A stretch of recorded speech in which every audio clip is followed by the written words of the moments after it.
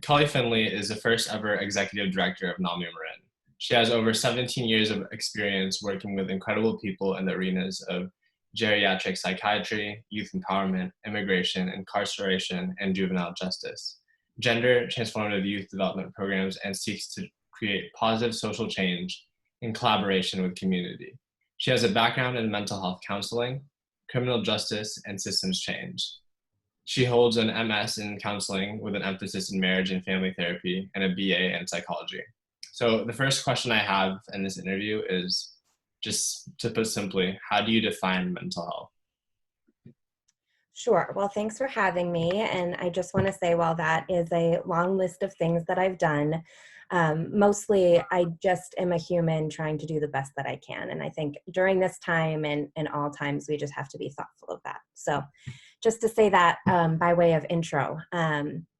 But mental health can be defined as including our emotional, psychological, and social well-being. It affects how we think, feel, and act. And it helps determine how we handle stress, how we relate to others, make choices. And it's important at every stage of life. So I would encourage us all to not just think about the definition of mental health, but really how we relate to other people and how we think about our day-to-day lives and how we value ourselves and how we can make those things better through healthy coping skills.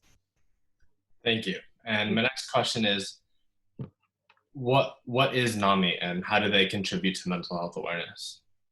So NAMI is a national organization that provides education, advocacy, and support to families impacted by mental illness. And then we are the local chapter. So in California, we have about 60 chapters, and then each chapter supports their local area. So we support Marin County. And what specific services does NAMI provide, and how can people take advantage of them? So we host a series of events that include public education around mental health conditions. So we'll bring in experts from around the Bay Area and other places that talk about severe mental health conditions or suicide awareness. We provide resources for families living with mental illness, like support groups and family-to-family classes. We have a helpline that's running 1 to 3 every day. In typical circumstances, that's still up and operational today. We're just doing it remotely because of the COVID-19 concerns. And then we have a storytelling series, which is something I'm really proud of, where people with lived experience around mental illness, suicide, and substance abuse can tell their stories from their perspective. And then NAMI National and State work on legislative issues and create and operate evidence-based programs to help people and increase awareness and provide education and support. Perfect.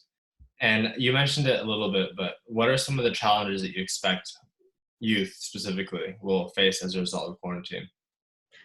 Sure. So, this is just a time of a lot of unknown. You got into college. That's so great and exciting. So people are waiting to hear back for those kinds of things. People are in the middle of applications or, waiting to find out. There's going to be some economic stress. There's probably going to be some possible sadness and loneliness for, not being able to go to prom or have graduations. Those kinds of things are all pretty challenging to deal with. Frustrations with being just in your home with your family a lot more than you're used to. We're mostly busy, whether we're working jobs or doing extracurricular activities. So our days are usually filled and we have a lot more time to sort of think and process. There's going to be economic stress, of course. But I also want to offer that I think there's a lot of opportunity here to improve our mental health by recognizing what's happening for you around this crisis.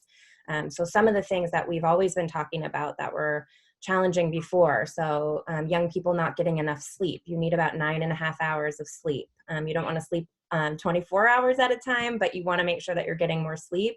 Hopefully there's a little bit more time to do that now.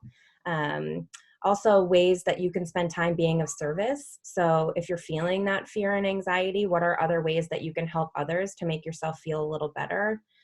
Raising awareness about a cause that you think about, that you care about, using your devices or screen time to reach out to your grandparents or teach them Zoom or write letters, which young people probably weren't doing a ton of before, doing creative pursuits, those kinds of things. So although there's going to be a lot of mental health challenge, there's also a lot of opportunity to really focus on your mental health and find out what works for you, do some trial and error, and always ask for help if you need it. Things like resiliency, empathy, and kindness, asking for help. Those are what we really need right now, but those are muscles that we need to strengthen. They just don't come naturally like anything else. So really working at that to find out what works for you and get supports. Yeah, so you mentioned a lot of different ways and strategies to maintain positive mental health, but Mhm. um, I mean, this is something that I'm struggling with, and I'm sure a lot of my friends are too. I feel Right. like there's just a lot of negativity surrounding social media or anything that we're reading in the news. So how do we kind of flip that and maintain a positive attitude throughout this? Sure. So I have a couple of slides that I'll show you too, and one of them is sort of switching your mindset, which might be helpful. And then also, as I'm saying this, you tell me, Josh, if like this feels like a possibility or not a possibility. I know we spend a lot of time on our phones, but my message to adults would be the same as it would be to young people. That's not healthy for you. You have to make that choice to check in, plug in. I know a lot of friendships and connections are being maintained, but you can mute or unfollow the organizations, places, things that aren't working for you. And you do have the ability to check in and know if that makes you feel better or not. And that shows up in your physical body. So if you're scrolling through Instagram and you're feeling like a lump in your chest, or your body is getting tingly, or you're feeling a little more tired or exhausted after you're on Instagram, try to do less of that. Try to do different kinds of exercise. Use what we have for technology. We're doing it right now, but take a yoga class, and take a yoga class where no one's looking at you. So it doesn't matter how you do your down dog or how that all works out. You can really eliminate some of the self-consciousness around a lot of the healthy habits that we should have.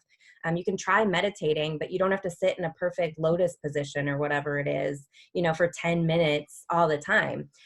Try using the Insight app. So try to counter some of those things that you're experiencing, that you're picking up on, that are negative, that are overwhelming, that are full of fear. None of that is going to move you in a direction that will be healthy. So try countering that with other things. And a lot of creative pursuits are going to be really helpful in this time too. And you don't have to have a lot. You can, write on napkins if you have enough, paper supply. You can, use a lot of different household things. You can make different art pieces that can look terrible. No one's going to see them. Just like for your body and your mind to process what's happening. Yeah, I know just for myself, playing guitar or doing anything Yeah, creative helps me a lot. And right. I've had a guitar for like 10 years and I've never, picked it up, but now's a good time. And listen, like I said at the beginning, I have a lot of experience. I've been in this industry for a long time. I've been in and around trauma and crisis for a long time. That doesn't mean I'm an expert. I still have to make sure that when I'm feeling stressed out, I go for a walk, that I pay attention to my dog instead of, paying more attention to my email. I have to balance those things too. So it's a practice. This is the time that we need to be increasing those skills. And it's going to be lifelong beneficial because we're going to have struggles for our whole life. There's always going to be really difficult challenges, not like this, but those skills remain the same. just personally, I know I'm going through something where I'm trying to find a balance with spending, this time alone, just with my thoughts and connected to other people. Mm-hmm. And what do you think that balance looks like? So tough question because it really looks like what it looks like for you. So I mentioned all these like online opportunities, but I like to be quiet and alone. And so now I feel like I'm getting bombarded with like Zoom, parties all the time. And so I think you have to check in. Now is the time for you to check in and to figure out what works for you. And I think, one of the things we've talked about in the past that has never made sense to me is this idea that young people don't have a good idea about that. You do, and so it's going to be some trial and error. That's part of discovering all of this and what works for you or not. But if you feel like you're, on your phone the whole time, connecting with people, but it's not feeling connected, then scale back a little bit. And if you feel like you're spending too much time in your room and you've realized hours have gone by and you're feeling more lonely than you were, it's not fulfilling you, then come out of your room and go see your family and pick up your phone and check in. It really is, it's complicated. It's a process, but it really is that simple. Check in with yourself, figure out what's working for you, do more of what you feel good about and do less of what you don't feel good about. And you can't do it alone. So ask for help. Talk to your friends about what you're going through. Dip your toe into that water and see if they want to have that conversation too. I think what you've found in so much of the work that you've done is that people actually really want to talk about it, but they need some brave soul to start that conversation, and then sort of the floodgates open. Right. So this is obviously a really confusing time for high school seniors like myself. Sure. So Yeah. do you have any advice for just going through this? Because it was like, second semester senior year, we were supposed to lay back on the academics and just relax and enjoy the last moment. And now it's kind of been stripped away from us. Mm-hmm. At least it's how it feels. So, Yeah. I don't know. Do you have anything to say on that? Sure. Well, first of all, you're right. I mean, you were totally robbed of, like I said, I mean, again, the kids in Marin County, no matter your background, work hard, are kind, are smart, have really high levels of awareness, really familiar with the sadnesses of the world already. And so to have this exacerbated by something so difficult is unfair. And I'm sorry you're having to go through that, and that you and all your friends are having to go through that. So I think the first step is just to acknowledge that for yourself and others, and let yourself feel the sadness of that and the disappointment of that, the frustration of that, the anger of that. But then I think you guys have a huge opportunity as well, to figure out how to be creative and to take back what was yours before this happened. So what does that look like? I think sometimes when things like this happen, and again, this is rare, this is not something we're used to have happening, but when things like this happen, we tend to think that prom was going to be the best thing that we've ever experienced, or what we're missing out on is the only thing that could have been fulfilling. And the truth is, it probably was going to be a mixed bag. There was going to be some fun, there was going to be some disappointments, there was going to be some sadnesses, there was going to be some breakups. There's people who can't go to college, who are facing some of these sadnesses on a day-to-day basis before this. There are people who are going to college who may have feel mixed about it. There might be some relief in this too. So I think it's important to just feel how you feel, but then also get creative and really find ways to have some action through this. I really trust the young people in this county. I've been working with you guys for over almost 3 years, and look what you've created. Look what you created with the Mental Health Summit, and look what you're doing now. I think that's the best way to go. You're taking a really bad situation and you're making something positive out of it, and you're also adding service to others to that. And I think in times that are really difficult, we have to process how we're feeling, but then figure out how we can give back. Right. That's kind of the whole goal with this project too.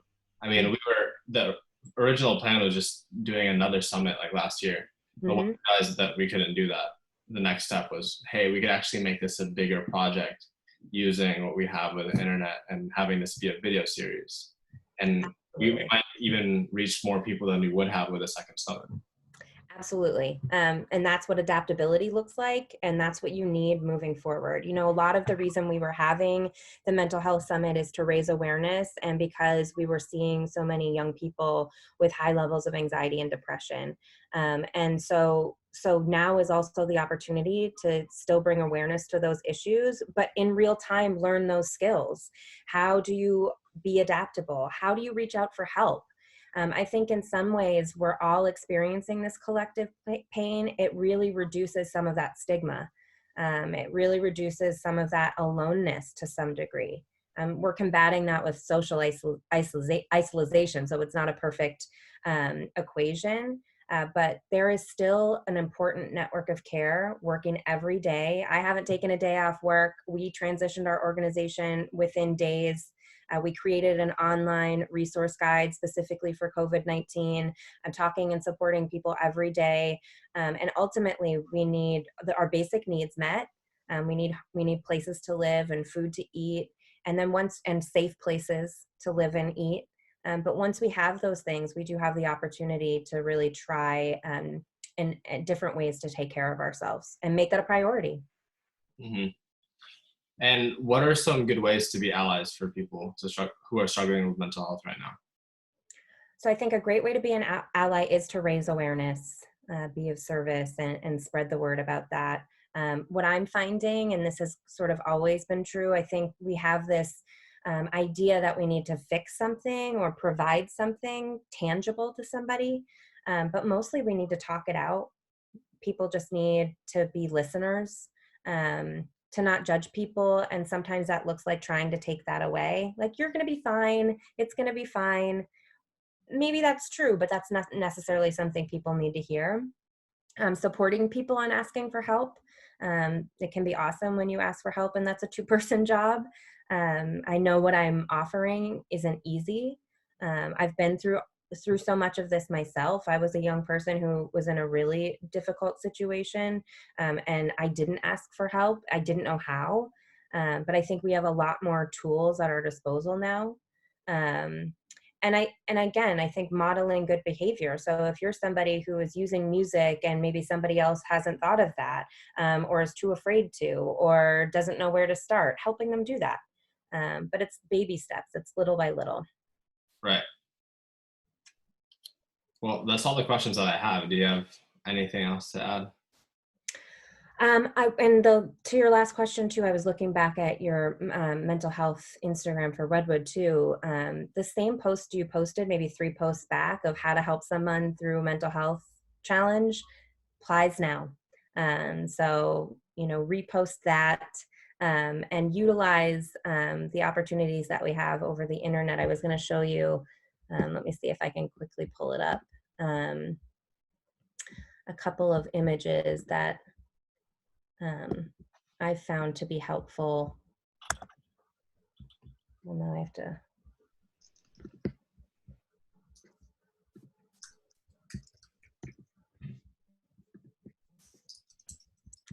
And some resources to kind of end out, but there's the Depression Project, which has a lot of good sort of imagery around trying to understand what's happening, just so we can name it. I think that's really important. I'll send you these too, so you have Those them. are great. If you could send me, I could post it as well. Yes. And I thought this was a good way to sort of bring it all home, why memes are helping people cope with depression. And I think these are a lot of great tips. I think, distractions that are healthy, right? So those creative endeavors, like exercising, time spent with family, but not using substances, for example. So distractions are really helpful. Things that bring you comfort, really checking in with yourself. What's working for you? What's not working for you? This is a time of discovery for a lot of us. So knowing that and practicing that. But I'd also say give those things time, right? Like, we're like that, I'm uncomfortable, and then we stop doing it, but it could have been good for you. Things like memes create connection. So it's so thinking about real simple ways to let people know you're there for them and that you're thinking about them. Humor and laughter. I mean, it's okay to have fun. If you're safe and you're able to do that, it's okay to laugh. It's okay to enjoy life. So much about the sadness of this is the fear of getting sick. And so when you're healthy and safe, it's important to be happy if that's how you feel. And to be able to express that. There's no reason you shouldn't be expressing your positive emotions as well, and not feel bad about that. And also, like, these subtle ways of reaching out. So, posts and messages, I think, have been really helpful for people. Here's just, those, except for the hug. You can't hug at the moment, but this was prior to COVID-19. But just having the conversation, visiting your friends online, learning about mental health, giving practical support, again, asking for help, and then celebrating the small steps. We don't have to just I've had days where the morning was really good and the afternoon was not great. Yeah. And that's just how it is. And so I do the best I can. I talk about it. I reach out for help. And then, and reaching out for help doesn't necessarily need to be the slide I'm going to give you next, the resources, it could just be texting a friend. And you don't have to say, I am reaching out for help. You can just say, hey, what's up? My friends and I are using this Marco Polo app. Have you heard of this? No, what's up? Oh my gosh. Well, this is one way to kind of do all of these things. It's a newer app, maybe new to me, but you basically just share video messages, but there's different ways to do it. And so we're just kind of doing like daily updates of like what's working, what's not working, when it's really difficult, when it's not, what food we're making, which is actually more interesting now than it would have been a month ago. Yeah. Um, so just celebrating those small steps and acknowledging that there's going to be up and downs, and that can happen in an hour and that can happen every day. But those are the opportunities to really say like, wow, like right now is not a good moment for me. I need to take a break. I'm going to walk around the block.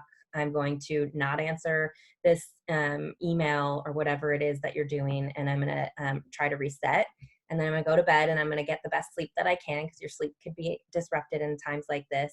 And I'm going to try again tomorrow. All we can ask is that we just keep going and keep trying. And then lastly, when people are really struggling, there are amazing resources. One of the things I've been so proud of Marin County and how everybody has just adapted, adjusted, and showed up since this has happened. Within the first week, I was on a call through the Marin Wellness Collaborative. Folks, Miss Kinneybaum and Jessica Colvin. It was like 35 social workers all on Zoom within a week, and they were going to work. They were figuring it out, how to support students, how to be adaptable. And that's what I've seen across Marin County. So at the very bottom there, you have a call center. People can reach out to the Marin Health and Human Services. They are up on everything around COVID, and they also know what services are up and running. So if you need support, you can go there.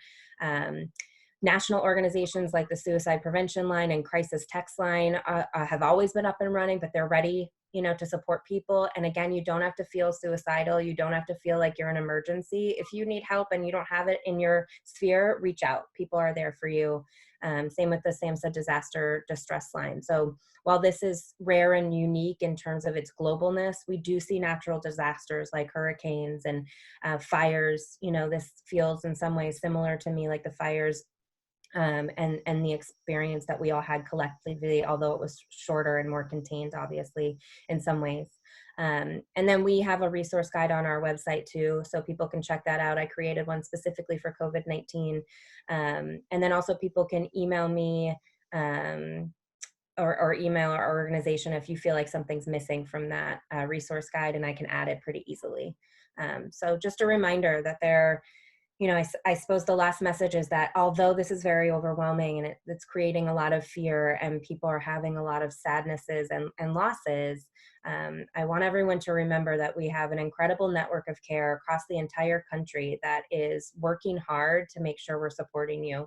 So if you are safe at home, your job is to do what we've asked you to do, which is to stay home, socially distance, and wash your hands and wear a face mask of any sort. So that the people who are on the front lines can care for everyone who is sick, and those of us who are in mental health can just work every day to make sure that we get you all the supports that you need. And I think we're going to see a lot of opportunity around having a better system after this, because we're all understanding how important it is. Perfect. Yeah. Well, thank you for your time. I really appreciate it. Yes.